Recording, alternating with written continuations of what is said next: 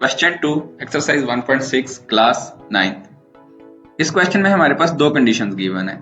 पहली ये है कि length of rectangle is 4 times it's width और दूसरी perimeter of rectangle is 150 centimetre. तो इन दोनों कंडीशंस को यूज करते हुए हम अपनी क्या करेंगे, इक्वेशंस को बनाएंगे। तो पहले हम सपोज करते हैं let x is equal to width of rectangle and y is equal to length of rectangle। तो यहाँ पे हमारे पास क्या है कि अगर जो है लेंथ हमारे विड्थ हमारे पास क्या है x है, तो उसकी लेंथ क्या हो जाएगी 4 times x। So y is equal to 4 multiplied by x which can be written as y is equal to 4x और हम इसको लिख सकते हैं 4x, ये y उधर जाके माइनस हो जाएगा, minus y is equal to 0। तो ये हमारे पास इक्वेशन 1 आ जाएगी। अब दूसरी कंडीशन हमने यूज करनी है पेरीमीटर ऑफ रेक्टेंगल। अब पेरीमीटर हमारे पास क्या होता है, फॉर एग्जांपल अगर हमारे पास ये एक रेक्टेंगल है जिसकी हमने विड्थ जो है वो x सपोज की है और लेंथ हमने क्या एक्सपोज की है y, तो पेरीमीटर हो जाएगा हमारे पास 2x प्लस 2y। ये हमारे पास क्या हो जाएगा पेरीमीटर, यहां से लेकर ये सारी उसकी जो लेंथ है। सो अब पेरीमीटर हमारे पास क्या है 150 सेंटीमीटर। सो हमारे पास दूसरी कंडीशन जो है वो क्या हो जाएगी 2x plus 2y is equal to 150 centimetre. यहाँ पे अगर हम इस पूरी इक्वेशन को 2 से डिवाइड कर दें तो क्या हो जाएगा हमारे पास डिवाइड बाय 2, तो ये क्या हो जाएगा हमारे पास x plus y is equal to 75। This will be our second equation. अब हमारे पास सिस्टम ऑफ लीनियर इक्वेशन जो बन जाएगा वो क्या हो जाएगा 4x minus y is equal to 0 and x plus y is equal to 75। अब हम क्या करेंगे, जो हमारे पास ये सिस्टम ऑफ लीनियर इक्वेशंस है ना, इसको हम जो है मैट्रिक्स फॉर्म में लिखेंगे। तो मैट्रिक्स ऑफ कोफिशिएंट हमारे पास क्या बन जाएगा, जो भी x और y के कोफिशिएंट्स हैं उनको लिखेंगे हम। तो ये पहले हमारे पास x का कोफिशिएंट 4 है, तो ये 4 इस जगह पे आ जाएगा। उसके बाद ये y का -1 है, तो ये सेकंड पोजीशन पे आ जाएगा। अब नीचे वाली इक्वेशन को देखें तो यहाँ पे 1 है और यहाँ पे भी 1 है, तो ये 1 और 1 आ जाएगा। ये मैट्रिक्स ऑफ कोफिशिएंट बन गया हमारे पास। अब दूसरा हमने जो है ना वो मैट्रिक्स ऑफ वेरिएबल्स लिखना है, विच is our column matrix x and y। जितने भी हमारे पास क्या हो जाएंगे वेरिएबल्स हो जाएंगे उतने हमारे पास इसकी रोज हो जाएंगी और कॉलम एक ही होगा। इक्वल टू यहाँ पे इसको हम बोलते हैं मैट्रिक्स ऑफ कॉन्स्टेंट्स, यानी कि जो हमारे पास इक्वल के दूसरी साइड पे हैं। तो 0 और 75 हमारे पास दूसरी साइड पे हैं, तो यहाँ पे भी हमारे पास एक कॉलम मैट्रिक्स आ जाएगा जिसकी 2 रोज हैं। तो ये हमारे पास इसको हमने सिस्टम ऑफ लीनियर इक्वेशंस को मैट्रिक्स फॉर्म में लिख दिया है। इसके बाद हम क्या करेंगे, इनको सपोज कर लेते हैं। ये हमारे पास मैट्रिक्स A है, इसको हम सपोज कर लेते हैं मैट्रिक्स X और ये हमारे पास क्या आ जाएगा मैट्रिक्स B। इस इक्वेशन को हम क्या कह देते हैं, इक्वेशन 3 का नाम दे देते हैं। अब इसके बाद हमने पहले क्या करना है, इसको मैट्रिक्स इन्वर्जन मेथड से सॉल्व करना है। तो हम क्या करेंगे, यहाँ पे हम इस मैट्रिक्स A का इन्वर्स जो है वो दोनों साइड पे लेफ्ट साइड से अप्लाई करा देंगे। तो ये हमारे पास क्या बन जाएगा A inverse A x is equal to A inverse B। अब A इन्वर्स और A जो है वो मिलके हमारे पास मैट्रिक्स आइडेंटिटी मैट्रिक्स बनाते हैं which will be equal to I।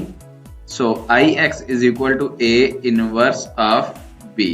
यहाँ से I और X आइडेंटिटी मैट्रिक्स हमें पता है कि जब किसी भी मैट्रिक्स से मल्टीप्लाई होगा तो वो X ही आ जाएगा, अगेन वही मैट्रिक्स। तो हमारे पास क्या आ जाएगा A इनवर्स B। ये एक इक्वेशन आ जाएगी जिसको हमने सॉल्व करना है और X यानी कि हमारे पास जो वेरिएबल मैट्रिक्स है उसको हम उसकी वैल्यूज फाइंड हो जाएंगी। तो इसको हम क्या कह देते हैं, इक्वेशन 4 कह देते हैं। यहाँ पे अब पहले हम हमारे पास B जो है वो अवेलेबल है 0.75, A इनवर्स हमने फाइंड करना है। तो हम क्या करेंगे, A मॉड हमारे पास क्या आ जाएगा, मॉड ऑफ ये हमारे पास मैट्रिक्स A है, तो 4 -1 1 एंड 1, तो ये बन जाएगा हमारे पास 4 × 1 4 माइनस फार्मूला का और माइनस ये minus into minus plus 1 into 1 1 is equal to 5।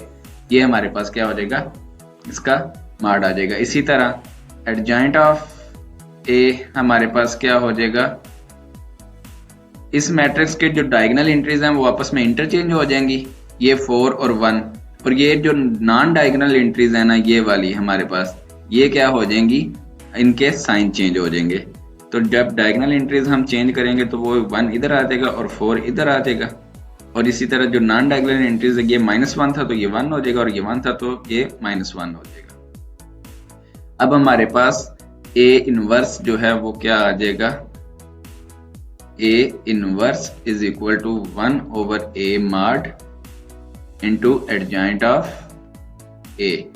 तो ये हो जाएगा हमारे पास 1 ओवर ए मॉड क्या है 5, और एडजॉइंट ऑफ ए हमारे पास क्या है 1 1 -1 एंड 4। ये ए इनवर्स आ जाएगा। बी भी हमारे पास अवेलेबल है और ए इनवर्स भी हमारे पास अवेलेबल है। तो हमने क्या करना है, put values of A inverse and be in equation 4। इस इक्वेशन में हम वैल्यूज पुट कर देंगे। सो x क्या आ जाएगा हमारे पास, a इनवर्स क्या है 1/5 इंटू 1 1 -1 4 एंड b क्या है 0 75। मल्टीप्लाई कर देंगे तो हमारे पास 1/5 ये आ जाएगा 1 इंटू 0 0 प्लस 75, ये हो जाएगा -1 इंटू 0 0 प्लस 75 मल्टीप्लाइड बाय 4 होता है 300। So answer will be 1/5 into 75 and 300। यहाँ पे हम इसको डिवाइड कर देते हैं 5 से, क्योंकि ये जो 5 है इस पूरे मैट्रिक्स से डिवाइड हो रहा है तो इसकी सारी एंट्री से डिवाइड हो जाएगा। तो जब 75 को 5 से डिवाइड करेंगे तो हमारे पास 15 आ जाएगा, और इसी तरह यहाँ पे हमारे पास 60 आ जाएगा। इस तरफ हमारे पास क्या है x, तो x हमारे पास क्या है, x और y वेरिएबल। तो यहाँ से हमारे पास क्या आ जाएगा, x is equal to 15, corresponding entries जो है वो इक्वल हो जाएंगी, और y इज इक्वल टू 60। यहाँ पे हम देख सकते हैं कि जो हमारे पास विड्थ है वो x है और लेंथ क्या हो जाएगी हमारे पास, जो y है वो 60 है। तो हमारी पहली कंडीशन सेटिस्फाइड हो रही है, यानी कि y is equal to 15 multiplied by 4 यानी कि 60। और दूसरी कंडीशन भी हमारे पास क्या है, अगर हम यहाँ पे क्या करें x और y की वैल्यूज पुट करें तो ये हमारे पास 15 है और प्लस 2 60 आ जाएगा।